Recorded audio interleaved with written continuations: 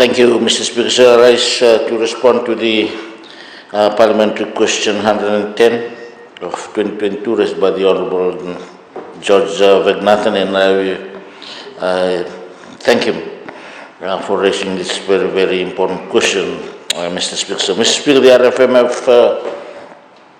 RFMF Naval Division is responsible for the surveillance of Fiji's 1.3 million square kilometers of exclusive economic zone, or EEZ.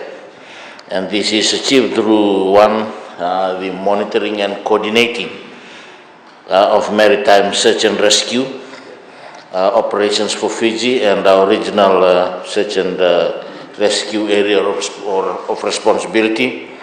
Two is ensuring the consistent operation of the critical 3DP coastal radio station and the conduct of hydrographic surveys and hydrographic services for the thousands of mariners who traverse Fiji's waters amongst the other maritime security initiatives. Mr. Speaker, sir, these maritime security roles and initiatives are critical services to Fiji's blue economy, our overall maritime safety and well-being, and equally important, our responsibility as a coastal state in order to fulfill our international obligations under various international and regional conventions.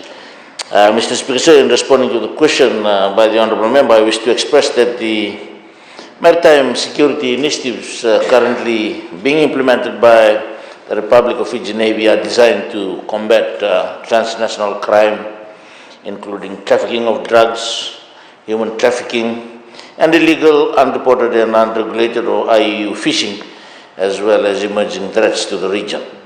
The Fiji Navy enhances its support to border security agencies in the space of combating transnational crime through information sharing and resource support.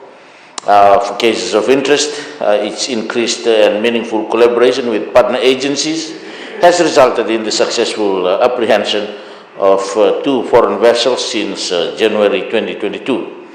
In addition, for the year 2021, the Republic of Fiji Navy Fleet successfully conducted 89 boarding of vessels, of which 19 were joint operations, with regional partners who provided support in terms of aerial surveillance or at-sea boardings. Mr. Speaker, sir, moreover, our enhanced support to local partner agencies have been enabled through strengthening collaboration with our regional and defense cooperation partners for greater maritime domain awareness through information sharing, improved platforms and capacity building at the Fiji Maritime Surveillance Rescue Coordination Center. And I am sure that some committee members have already visited this facility, Mr. Speaker, sir.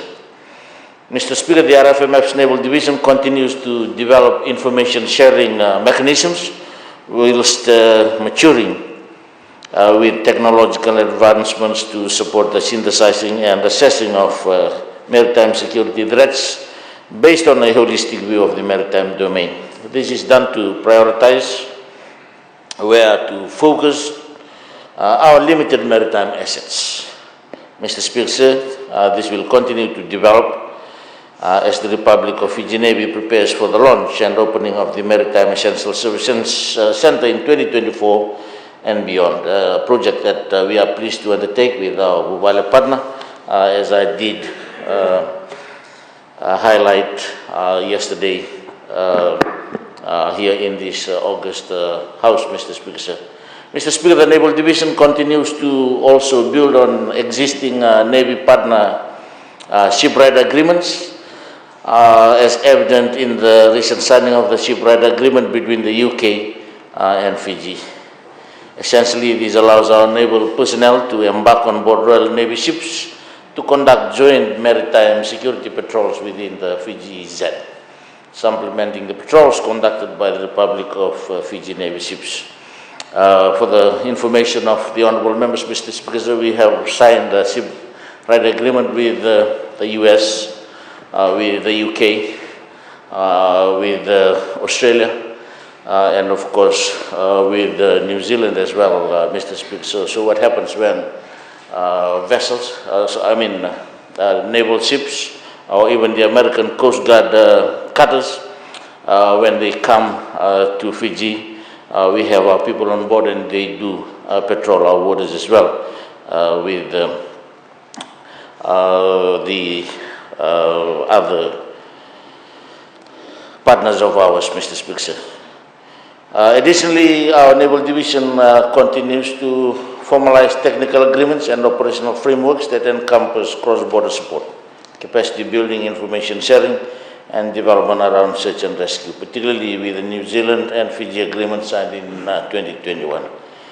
Mr. Speaker, sir, we are also continuing efforts for the signing of agreements with regional rescue coordination centers that manage areas bordering the Fiji search and rescue region, which is an area of about 6.5 million square kilometers, which is almost 6 times higher than Fiji's EZ of 1.3 square kilometers. In conclusion, sir, I wish to highlight some search and rescue statistics.